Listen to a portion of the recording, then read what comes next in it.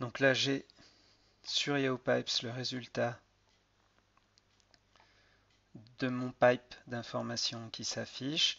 Ce pipe, j'ai tout un ensemble d'outils qui vont me permettre de pouvoir l'intégrer. Je peux le récupérer lui-même sous forme d'un flux. Je peux le récupérer sur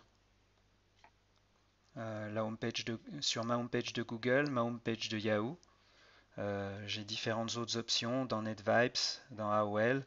Je peux le récupérer par email ou sous forme d'une alerte téléphonique. Je peux aussi le récupérer sous forme d'un code HTML que je vais pouvoir intégrer dans des blogs ou dans des pages HTML.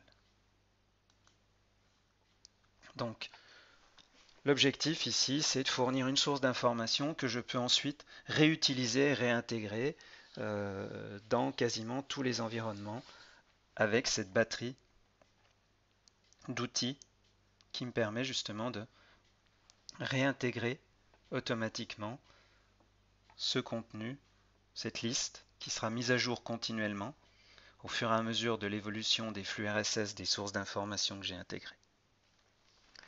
Alors, je peux bien sûr rééditer la source ici. Un élément qui pourrait être intéressant d'ajouter, c'est que la plupart de mes sources d'information ici sont en français, sauf la source d'information qui vient de Dig.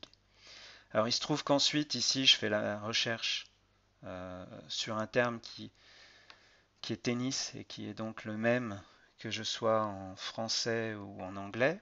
Mais on pourrait très bien imaginer faire une recherche sur un thème pour lequel le mot est différent entre l'anglais et le français. Alors évidemment, on pourrait filtrer ici sur le terme anglais et filtrer sur les autres sur le terme français.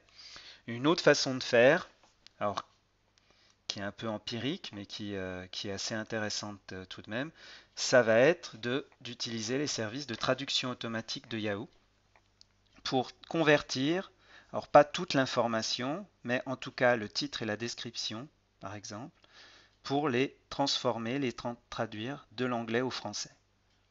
Alors pour ça, on va utiliser un opérateur qui est l'opérateur de boucle, la loop.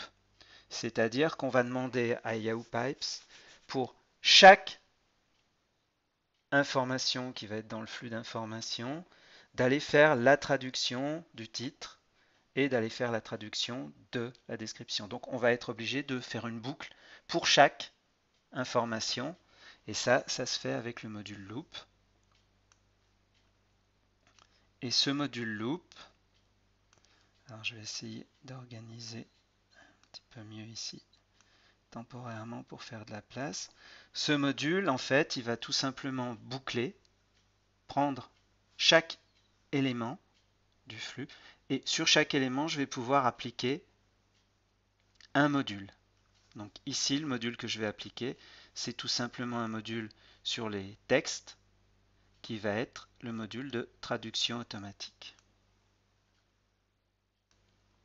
Donc là, mon module dig ici, enfin ma source d'information dig, je ne vais plus directement la connecter là. Donc ici, quand je viens ici, j'ai un petit ciseau qui apparaît. Je vais couper la sortie. Je vais prendre la sortie et je vais la connecter ici. Et ici, ce que je vais dire, c'est que pour chaque titre, qui donc est en anglais, je vais le traduire d'anglais à français. Et le résultat, je vais le réattribuer au même champ, à la même information, c'est-à-dire au titre. Donc, je récupère les informations du flux. Pour chaque information, je vais récupérer le titre. Il va être traduit en français et le résultat va être réattribué à cette information. Ce qui fait qu'en sortie, ce que je vais obtenir, c'est les mêmes informations, mais avec le titre traduit en français. Et à ce moment-là, je vais replacer mon filtre à la suite.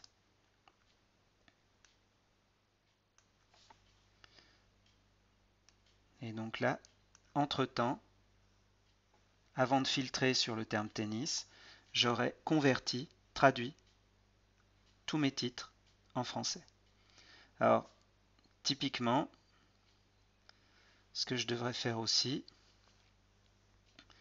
c'est doubler cette information, c'est-à-dire faire la même chose sur la description, puisque je fais aussi la recherche ici de tennis sur la description de l'item. Donc, je vais rajouter un opérateur de boucle, de loop,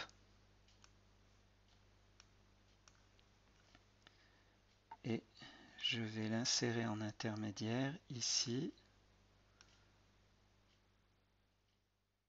Sauf que cette fois-ci, alors je vais aussi utiliser le module de traduction. Ici, je ne vais plus boucler sur les titres, mais sur les descriptions. Je vais sélectionner là aussi anglais en français. Et évidemment, le résultat, je vais le réattribuer à l'information description. Et donc là, je prends la sortie et je vais la remettre là-bas.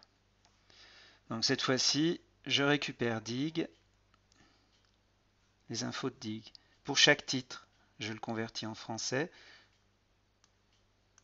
Je prends ensuite les descriptions, je les convertis en français et ensuite je filtre sur le titre et la description. Alors vous voyez que l'ensemble devient rapidement assez illisible. Alors une chose qui est possible, une fois que vous avez configuré tous vos modules pour avoir une visibilité de l'ensemble qui est un peu plus intéressante, vous pouvez collapser tous les modules et donc la partie des paramètres disparaît. Vous pouvez les décollapser tous aussi avec ces deux modules. Et puis vous avez une option ici qui s'appelle Layout qui va ensuite vous construire un layout automatique en essayant d'arranger le mieux possible le résultat. Vous pouvez toujours le réadapter si vous le souhaitez.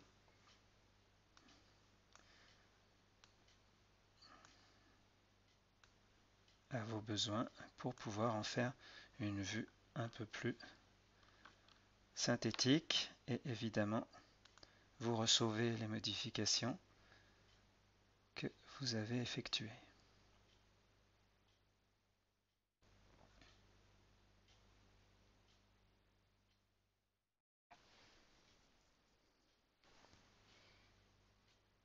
Donc, vous voyez les différents traitements qu'on peut appliquer. Alors, il faut bien voir que si je regarde le système de traduction ici, les résultats que j'obtiens de la traduction, si vous regardez les résultats de la traduction, ça va être de la traduction automatique, donc ça ne sera pas forcément de l'excellent français. Mais disons que ça vous permet au moins aussi de fournir à vos visiteurs, s'ils sont principalement francophones, de leur donner aussi une indication, même en utilisant des sources qui sont non francophones, et de leur fournir la traduction automatique, aussi mauvaise soit-elle, directement dans l'information. Donc là, vous pouvez de cette façon-là unifier la langue de toutes vos sources d'information. Évidemment, si l'utilisateur clique sur un des liens qui est traduit, qui va sur la page d'origine, il va retrouver la page évidemment d'origine qui va être dans la langue d'origine. Donc ici sur Dig, les contenus restent évidemment en anglais.